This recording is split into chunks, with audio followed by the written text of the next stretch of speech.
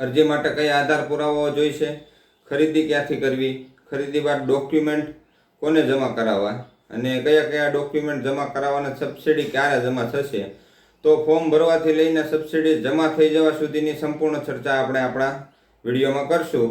તો ખેડૂત મિત્રો, વિડીયોના છેલ્લે સુધી આપણે વિડીયો જોજો એટલે આપણે માહિતી બધી જે છે એ આપણને સબસિડી મળવા સુધીની મળી શકે. તો પહેલાં તો આપણે એ જોઈશું કે સબસિડીની રકમ કેટલી છે, એટલે સબસિડી આપણે પાઇપના કટકા છે એમાં કેટલી મળવા પાત્ર છે. તો આપણે ખરીદી કિંમત હોય એટલે ખરીદ કિંમતના 50% અથવા તો 15,000, બેમાંથી જે ઓછું હોય તે મળવાપાત્ર રહેશે.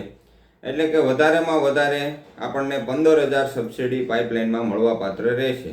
હવે એમાં પણ પ્રકાર આવે છે 3. કાળી લાઈન જે હોય એને આપણે SDP લાઈન કહીએ છીએ.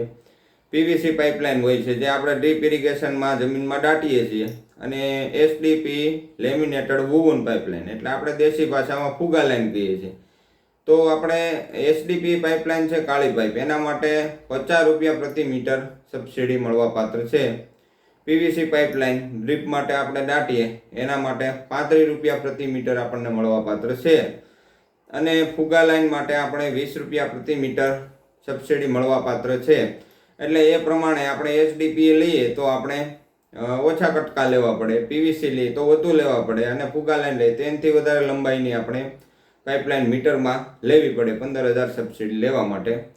તો આપણે એનું ઓનલાઈન અરજી એટલે ઓનલાઈન ફોર્મ આવે એ ક્યાં ભરવાનું થાય, તો આપણે CSC સેન્ટર, સિટી હોય એમાં CSC સેન્ટર હોય એમાં આપણે ફોર્મ ભરી શકીએ.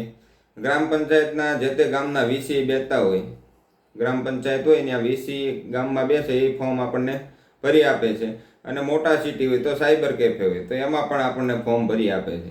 હવે બહાર તો ફોર્મ ભરી આપે, પણ પોતાની જાતે પોતાના મોબાઈલમાં સ્માર્ટફોન વાપરતા ખેડૂતો થયા છે તો પોતાની જાતે કેવી રીતે ફોર્મ ભરવું, તો એના માટે આપણે વિડીયો યુટ્યુબમાં નાખી દીધેલો છે.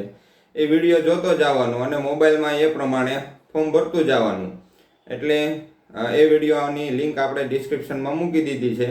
તો એમાંથી જોઈને આપણે પોતાની જાતે, પોતાને ન આવડતું હોય તો આપણા જે સંતાનો હોય શિક્ષિત એના પાસેથી આપણે ફોર્મ ભરી શકીએ છીએ. તો કઈ તારીખથી કઈ તારીખ સુધી ફોર્મ ભરવાનું ચાલુ છે, તો 27 માર્ચથી આપણે ફોર્મ ભરવાનું ચાલુ થઈ ગયું છે.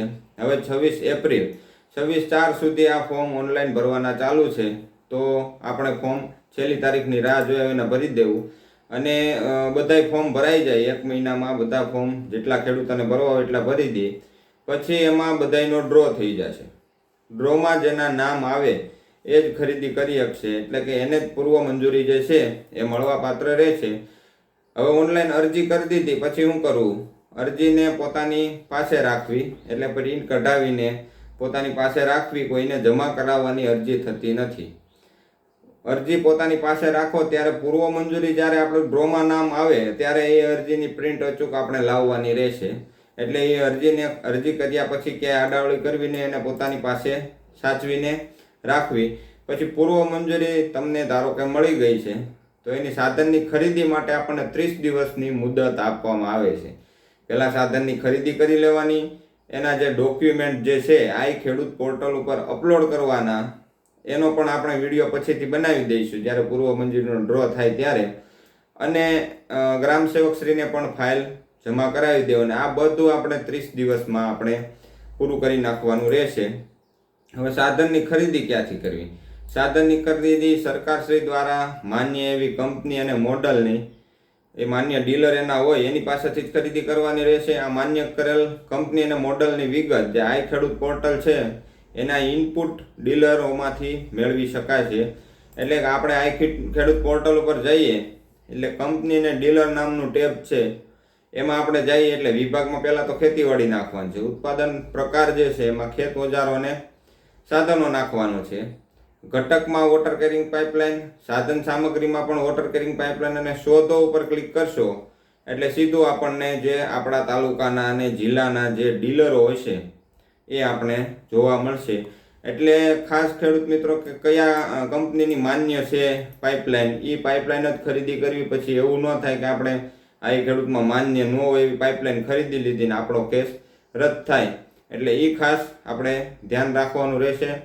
તો આપણે જમા કયા કયા ડોક્યુમેન્ટ કરી દેવાના, તો સાધન સહાય ફોર્મ એટલે ચેકલિસ્ટ, અને ઓનલાઈન અરજીની પ્રિન્ટ જે આપણે અગાઉ જણાવ્યું હાચવીને રાખવાની એ પ્રિન્ટ, અને એમાં બીજા પેજમાં સંયુક્ત ખાતેદારોનું સંમતિપત્રક હશે.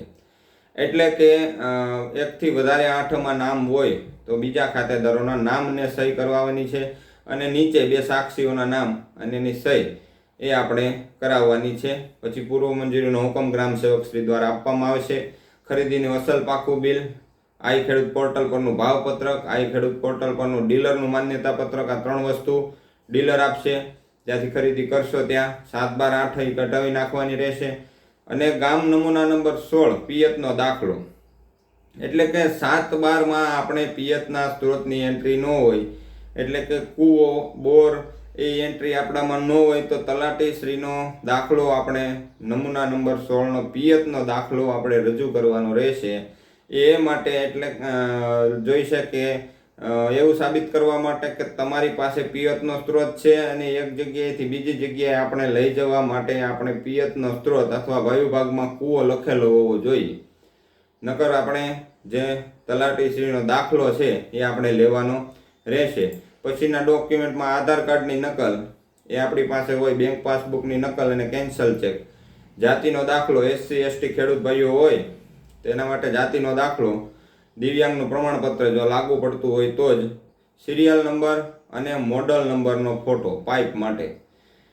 પાઇપ આપણે લઈ લીધી હોય એટલે એમાં ISIનો માર્કો હોય ને એની બાજુમાં એનો મોડલ નંબર ને સિરિયલ નંબર હોય કે એટલા mmની પાઇપ છે અને આ મોડલની પાઇપ છે, એનો સિરિયલ નંબર ને મોડલ નંબરનો 6x4માં ફોટો, અને સાધન સાથે લાભાર્થીનો ફોટો. એટલે અહીંયા આપણે પાઇપનો જે થપ્પો પડ્યો હોય ખેતરે એની બાજુમાં લાભાર્થીનું ઊભું રહેવાનું છે, અને એનો ફોટો પડાવીને 6x4ની સાઇઝમાં જમા કરાવવાનું છે. હવે આપણે ડોક્યુમેન્ટ ઓનલાઈન આઈ ખેડૂત પોર્ટલમાં જમા કરાવી દીધા, પછી આપણે ગ્રામ સેવકશ્રીને ફાઇલ પણ આપી દીધી. પછી શું થશે તો પછી ગ્રામ સેવકશ્રી દ્વારા તમારો સંપર્ક કરવામાં આવશે કે આજે તમારી પાઇપલાઇન જે છે એની ચકાસણી કરવાની છે. એટલે એ મોબાઈલમાં આઈ ખેડૂત એપ છે એમાં ફોટો પાડીને તમારી પાઇપનું વેરિફિકેશન કરશે, અને માન્ય ડીલર, માન્ય મોડલ અને માન્ય કંપનીની પાઇપ હશે તો તમારા બેંક એકાઉન્ટની અંદર થોડા સમયમાં, થોડા મહિનાઓમાં સબસિડીની રકમ તમને જે મળવાપાત્ર થતી હોય એ આપણે મળવાપાત્ર રહેશે અને બેંક એકાઉન્ટમાં આવી જશે. તો ખેડૂત મિત્રો, તમને આ વિડીયો સારો લાગ્યો હોય